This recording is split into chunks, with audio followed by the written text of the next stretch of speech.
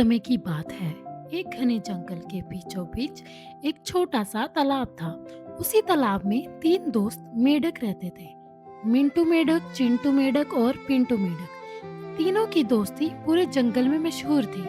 वे साथ खेलते, साथ घूमते और हमेशा एक दूसरे का साथ निभाते थे। समय बीतता गया और एक दिन मिंटू और चिंटू की शादी हो गई, लेकिन बेचारा पिंटू अकेला रह गया।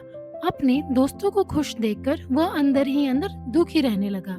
एक रात पिंटू उदास होकर सोचने लगा, मेरे दोनों दोस्तों की शादी हो गई, लेकिन मेरी किस्मत में शायद खुशी ही नहीं है। अब मुझे डमरू महाराज के पास जाना पड़ेगा।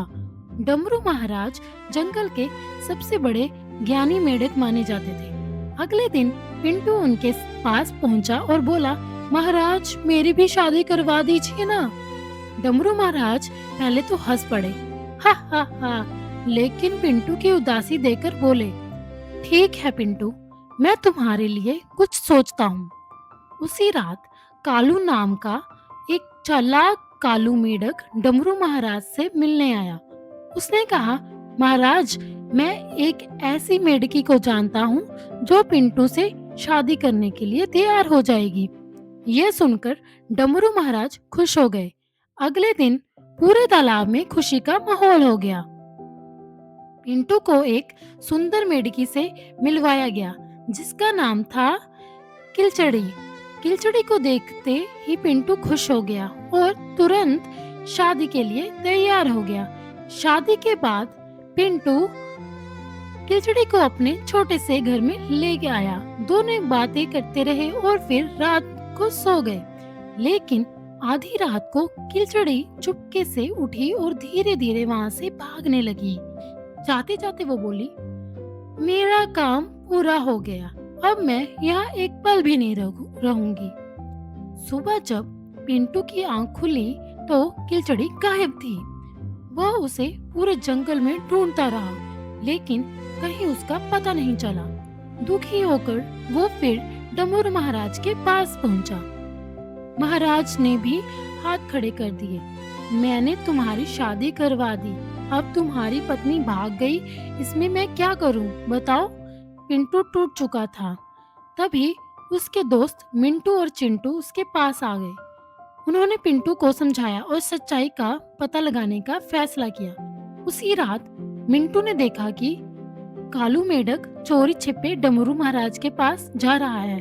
वह चुपके से उनके पीछे गया। जो बातें उसने सुनी उन्हें सुनकर उसके होश ही उड़ गए। असल में किलचड़ी सिर्फ एक नाटक कर रही थी। कालू और डमरू महाराज ने मिलकर यह झूठी शादी रचवाई थी ताकि पिंटू को बहला सके। मिंटू ने सारी सच्चाई पिंटू को बता दी। दोनों ने मिलकर डमरू महाराज को सबक सिखाने की योजना बनाई। अगले दिन मिंटू ने महाराज से झूठ बोला कि दुखी होकर पिंटू मर गया है और अब उसकी आत्मा जंगल में भटक रही है। रात होते ही पिंटू और मिंटू एक बड़े पत्थर के पीछे छिप गए। वैसे ही डमरू महाराज वहां पहुंचे। पिंटू ने डरावनी आवाज में कहा, डमरू महाराज अपने मेरे साथ धोखा किया है। यह सुनते ही डमरू महाराज डर के मारे कांपने लगे। उन्होंने तुरंत अपनी गलती स्वीकार कर ली और सारी सच्चाई बता दी। तब पिंटू सामने आ गया और बोला, धोखे से कभी किसी की खुशी नहीं मिलती, सच्चाई और ईमानदारी सबसे बड़ी चीज होती है। डमरू महाराज को कालू को अपनी गलती का एहसास हुआ। उन्होंने पिंटू से माफी मांगी। उस दिन के बाद पूरे जंगल में ये बात फैल गई कि किसी के भरोसे के साथ खेलना सबसे बड़ा अपराध होता है। और पिंटू अब वह पहले से ज्यादा समझदार, खुश रहने लगा क्योंकि उसे सच्चे दोस्तों की कीमत समझ आ चुकी थी।